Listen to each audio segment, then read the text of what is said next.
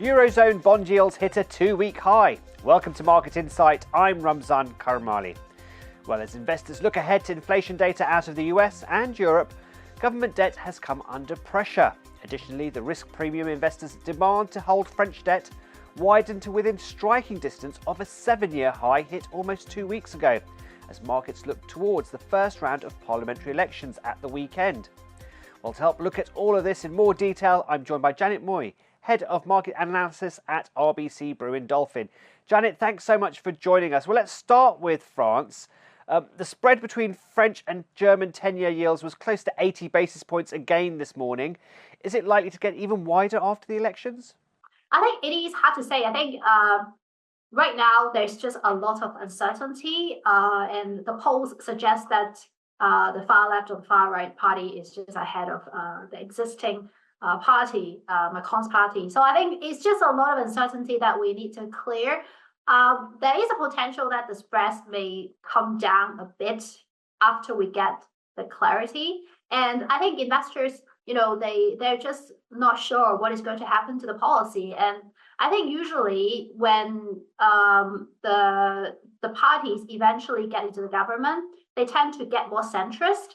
So a lot of the unrealistic spending plans may actually not get ahead at the end. So that's why I say there is potential for those spreads to actually come back down. But it is really hard to say at this point. Well, next week we also get Eurozone inflation data. France and Spain release their data tomorrow. What are you expected to see there?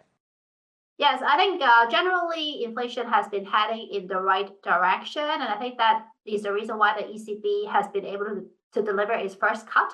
However, I think in the most recent month, there has been a re-acceleration in the overall Eurozone inflation. So I think a lot of the disinflationary forces have been done already, primarily energy prices. So without that a significant driver, the ongoing next leg of that disinflation is going to be just more difficult.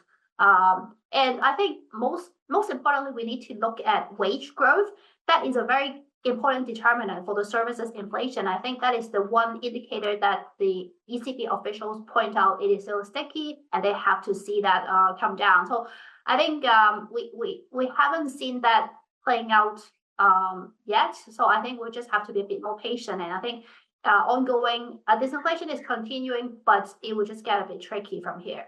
Now, turning to the UK, and sterling is actually set for its first weekly gain against the dollar in a month. Why is that? Yeah, I think, generally, sterling has been actually having a pretty strong run. I think a bit of domestic factor and international factor. So first of all, I think investors have, again, been quite optimistic that the Fed will be able to cut interest rate. I think now the expectation or market pricing is about 2 times in the US.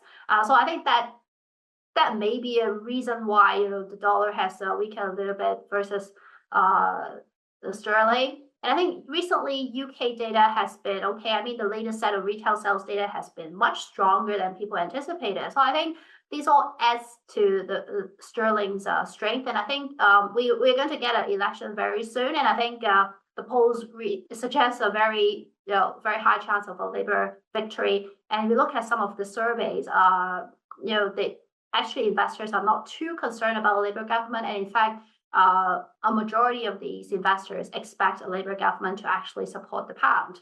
Now, on the flip side, though, is the yen. It continues to falter. It hit a 38-year low this week. And we're hearing a fair bit of noise from officials about taking action. But what exactly do you expect them to do? Well, I think eventually they would have to. They've done that before at the 160 mark, and we have now breached that. I think it is very likely I think they're probably waiting for tomorrow's US PCE inflation data that may give them some help, actually. I think if the yen were to keep depreciating, I think maybe past the 165 mark, they will certainly intervene. I think it's just a matter of when and not if I can put it that way. Now, you've mentioned there the PCE data out of the US. It's the Fed's favourite measure of inflation. What should we be looking out for? Well, since we already got the May inflation data, so you can already feed some of those reported components into the PCE. because ultimately they're all measures of inflation, but the categories weight a bit different.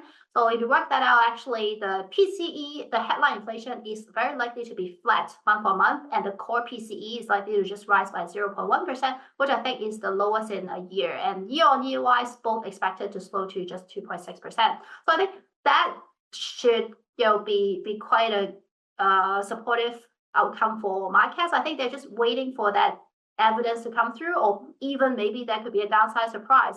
And I think, it shows that inflation is in progress. But again, year on year, 2.6% is still well above target. So we still have some way to go. And it's just similar to the issue of the inflation pressure in the Eurozone.